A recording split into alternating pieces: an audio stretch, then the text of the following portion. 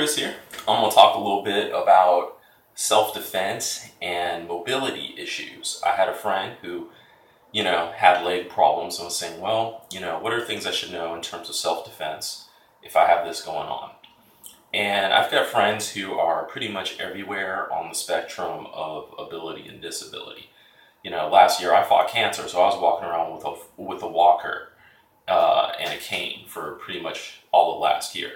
So I totally get your mobility can shift a lot, and your mobility may change temporarily or permanently, or in my case, or people who've had like car accident or something, your mobility may be downgraded, and it's a very slow climb to get back into having mobility again. So first of all, let's step back to the first thing to remember is self-defense is about making yourself safer, and you take what you have to make yourself safer to reduce your risk. And if what you have is a narrow range of options, you use that. If you have a broad range of options, you use that. And there's no moral judgment, there's no virtue, there's no shame. If your options are, I can do one of these three things because I have very limited physical ability, then you learn those three things and you have them ready to use, and then you're good. Obviously, if you had more options, it would be better, but you have what you have, and you take that, you learn it, and then maybe you put the rest of your energy towards something more productive for you in your life. I have friends who I looked at their situation when they came to me and I said, your realistic self-defense is a cell phone with, speed dial. That's your self-defense. You call for help.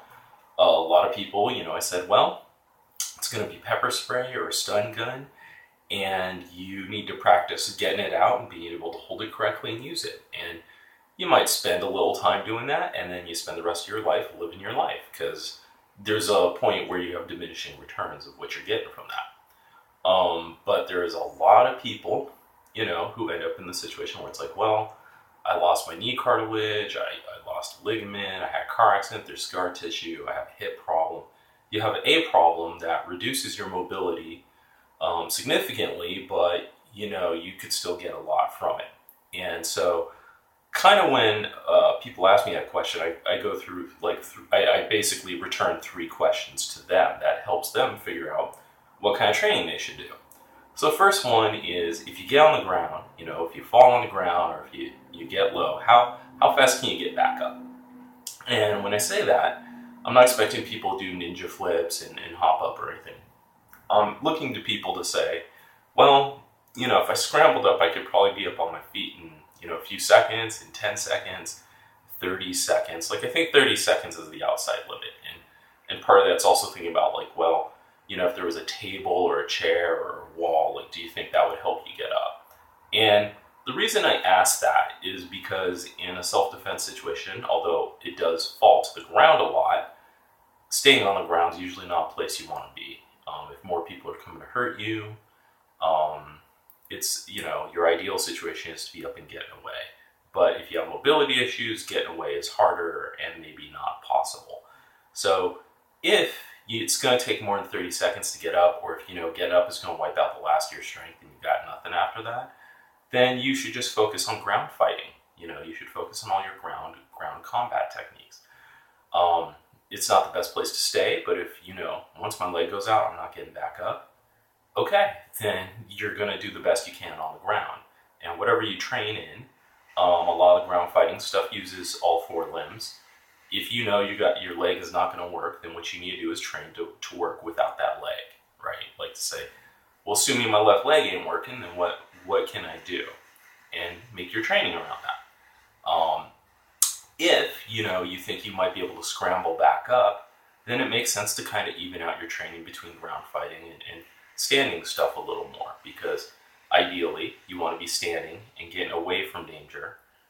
Even if it means okay, the person tackled you and then you hit them a couple times and you stun them, and you scrambled up by pulling yourself up on a car bumper, and you hobbled your way into a store and to where there's people, and maybe you could get help. These are the kind of things you have to kind of judge. So getting up, getting down, and realistically, even if you're healthy, by all other means, physical inactivity, that's the first thing we lose, is our ability to get up quickly. And for my bout last year with cancer, I still take some time getting up out of chairs and getting up off of the bed it's like, you know, I wish it was quicker, but it is what it is. And so it's really easy to lose that. The second thing to ask is, can you take 2 steps with a little bit of speed? When I say 2 steps, I'm not like, you don't have to be boxer fast, but if you can get a little hustle to move back, to get around something, you can do a lot. You can basically get yourself out of the line of fire. If someone's coming straight at you and rushing, you can change the angle. You can get around behind someone. 2 steps gives you a lot of tactical options, and if you have that, there's a lot of stuff you can learn from standing fighting techniques.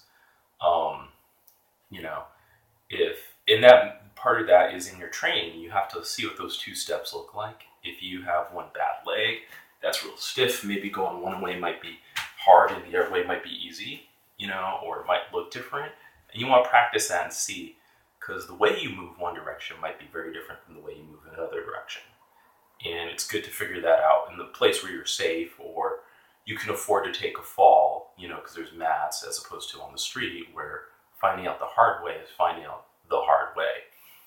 The other part of that is looking and seeing what those 2 steps, or if you can do more steps, what that's going to take out of you.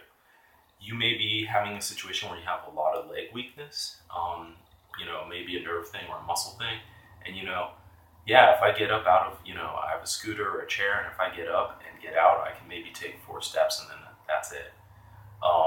So again, you want to see what that feels like and see if you have that energy and if that's going to be safe for you to do at all. And if you're dealing with those kind of situations, you're probably doing that a bit in your normal life, just like, I gotta get up and get that thing on that shelf. Okay, how much energy do I have? How much is it going to wipe me out? Like, you're already thinking these ways, but in training, it's useful to kind of look at these things and also see, like, does that change if you have a wall to lean against? Can you get further? Because you don't want to have to try and guesstimate those calculations of how much you got in you. If it's like, well, I know if I can make those 5 steps, I can get through that door and close it and get some safety. So training's a good time to do these things. Figure out if you can do 2 steps, figure out if you can do several steps, figure out if there's certain positions that just won't work for you. Like, yeah, I know I can't get down to a low forward stance. That's not going to happen. Like, okay, what are your other options? The third thing I ask is, can you twist from your torso to generate force, either in pushing or pulling?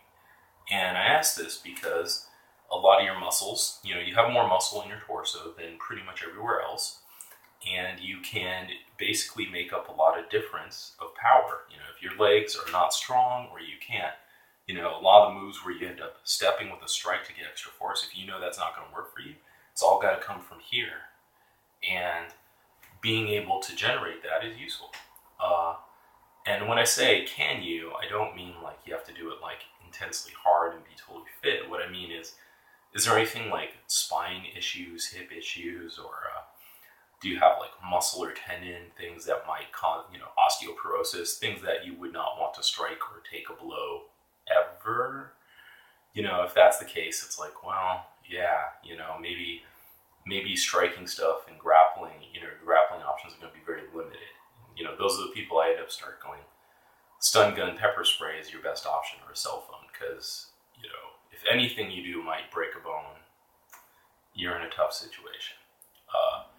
So, those are 3 questions I ask, and, talk to your physician, talk to your physical therapist, and, definitely get them to, put down some guidelines and take that to whoever you're training with, and whoever you're training with should look at those and make a good plan based on those. They shouldn't tell you, oh, just tough it through. No, if you don't have cartilage, or the cartilage in your knee is dying, having you take really intense stances that stresses it more will not make it better. It will just wear it away. So, and there's a lot of conditions where it's like that, where it's like, yeah, you don't tough that through. You work around it. And so you want an instructor who's going to help you stay safer, and staying safer also means not damaging your body in training. So those are the 3 things I look at, and whatever options you have, look for folks who can help you out with it.